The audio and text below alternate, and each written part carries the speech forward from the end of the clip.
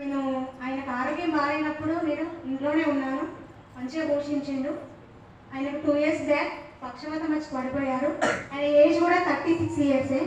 తను స్మోక్ ఎక్కువ చేయడం వల్ల, ఆల్కహాల్ తీసుకోవడం వల్ల పక్షవాతం వచ్చి పడిపోయిన వ్యక్తికి కేవలం కాలు చేయి మాత్రమే పనిచేయద్దు.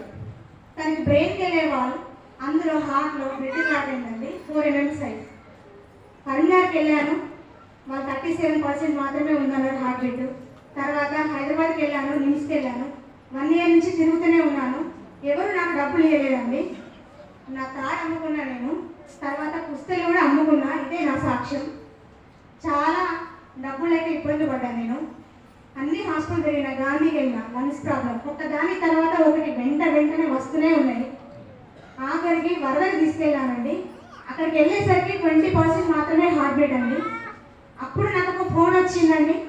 అప్పటికి నేను ఆయన అనుకున్నారు, మా ఆయన కేవలం 20%, అందులోనే పచ్చలైనాయి. ఆయనకి కిడ్నీలు కూడా పాడైపోయాయి, బ్లడ్ వాటర్ డివైడ్ అయిపోయాయి, కాళ్ళు వాపులు రావడం. ఆల్మోస్ట్ మంచిర్యాలలో చంద్రదత్ హాస్పిటల్ చాలా మందికి తెలిసే ఉంటుంది. ఆయన ఆల్రెడీ చెప్పేశారు, బ్రతికిన రోజులు బ్రతుకుతాడు, తర్వాత మీ ఇష్టం అమ్మ అన్నారు. నా లైఫ్ మొత్తం జీరో అయింది. మా నాన్న మా ఆయన బాధ్యత అని వదిలేశాడు. తర్వాత ఎవరు చేపట్టుకుని నాకు అర్థం కాలేదండి. ఒకే ఒక ఫోన్ వచ్చిందండి, మా అక్క చేసింది. నువ్వు ఫుడ్ ప్యాచెస్ వాడవే, కంపల్సరీగా తగ్గిపోతుందని ఒక ఫోన్ వచ్చిందండి. అప్పటికి నేను కార్డియాలజీ డిపార్ట్మెంట్లో ఉన్నాను. ఇన్ని డబ్బులు ఖర్చు పెట్టినా కదా, కేవలం ఫుడ్ ప్యాచెస్కి 1250 ఖర్చు పెట్టలేనా అని చెప్పేసి నేను ఇంటికి వచ్చేసరికి మా స్వప్న అప్లైనర్ అండి, మేము కిరణ్ సార్ అప్లైనర్స్ని ఐడి తీసుకోమని చెప్పాను. కంటిన్యూగా 1 month ఫుడ్ ప్యాచెస్ వాడాను. తర్వాత పచ్చదనే కదా, అవి తగ్గిపోవాలి. ఆల్ ప్రాబ్లమ్స్ మా ఆయనకే వచ్చినాయి. 20% హార్ట్ బీట్, అస్సలు ఆయన బ్రతకరు అన్నారు. నేను ఎక్కడ హోప్స్ కోల్పోలేదు. తర్వాత వీటన్నిటికీ మూల్యం ఒక ఆయిల్ చేంజ్ చేయండి అని కిరణ్ సార్ కానీ స్వప్న మేడం గారు అన్నారు. సరే అని చెప్పేసి నేను కేవలం వెస్టేజ్ రైస్ బ్రాన్ ఆయిల్ వాడాను. దాని తర్వాత ఫుడ్ ప్యాచెస్ వాడాను. దాని తర్వాత ఫ్లాక్స్ ఆయిల్ వాడాను. నాకు తెలియకుండానే నేను ఒక 10 items తీసుకున్నా. ఇందులో ఆయన 1 year 6 months వరకు ఆయన కింద అడుగు పెట్టకుండా కడుపులో బిడ్డను ఎట్లా చూసుకోవాలో అట్లా చూసుకోండి అని మాత్రమే అన్నారు. ఓకే, ఆయన బ్రతికింది చాలా అనుకున్నా నేను. అటువంటిది మన సప్లిమెంట్స్ వాడిన తర్వాత కేవలం 6 monthsలోనే ఒక రిజల్ట్ అండి. మా ఆయన కూడా ఇక్కడే ఉన్నాడు.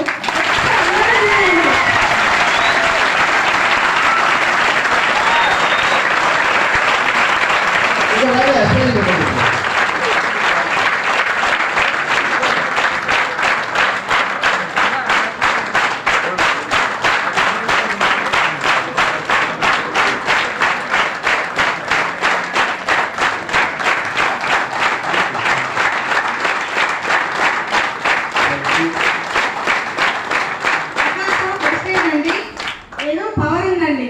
నాకు ఎవరో చెప్తే ఇందులోకి రాలేదు, ఎవరో బలవంతం చేస్తే రాలేదు.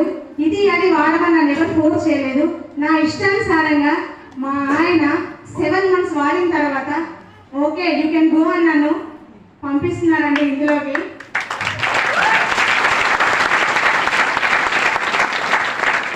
ఆడది బయటికి రావాలంటే ఫస్ట్ హస్బెండ్ పర్మిషన్ ఇవ్వాలి.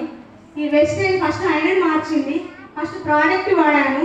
ఇప్పుడు నేను ఇందులో జాయిన్ 10 days అవుతుంది. నేను 20 members చెప్పానండి.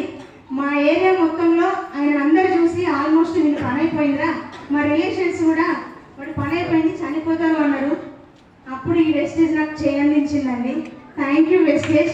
ఆపర్చునిటీ ఇచ్చినందుకు మీకు చాలా థ్యాంక్స్ అండి. ఎవరిని వదిలేనా, వెస్టేజ్ని వదలనండి. కంపల్సరిగా ప్రతి ఒక్కరు పిల్లలు ఇంజనీర్ అవ్వాలి, డాక్టర్ అవ్వాలని లక్షలు ప్రైవేట్లో డబ్బులు పెట్టి చదివిస్తున్నారండి. ఈయనకి హెల్త్ ఇష్యూ అవ్వడం వల్ల నేను నా పిల్లల్ని గవర్నమెంట్ హాస్టల్లో వేశానండి. నాకు అస్సలు ఇష్టం లేదు. ఈయన ఎప్పుడైతే పడిపోయారో నాకు ఏ పని రాదండి. నిజంగా నాకు బ్రతకడం తెలియదు. ఒకరి తోడు లేని నాకు బ్రతకడం తెలియదు. మా పల్లెటూరు అండి, కుక్కలగూడూరు మాది, కరీంనగర్ డిస్ట్రిక్ట్ ధర్మారం దగ్గర. మా అమ్మ వాళ్ళు చదివించారు కానీ ఎప్పుడు పొలం పంపించలేదు.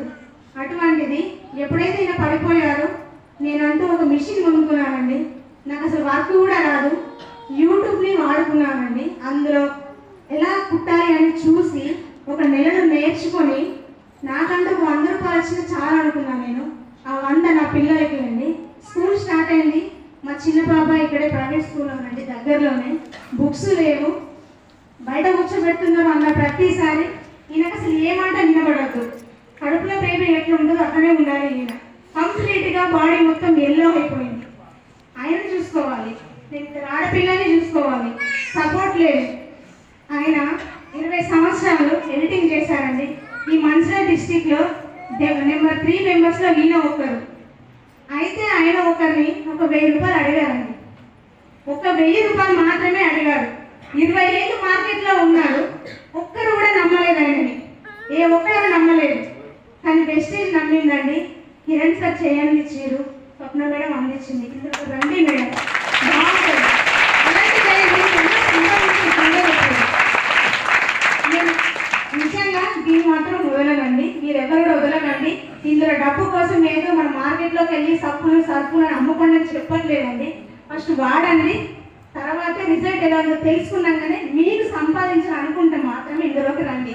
దయచేసి వెస్టేజ్ గురించి చెడుగా ఎవరు మాట్లాడవద్దు.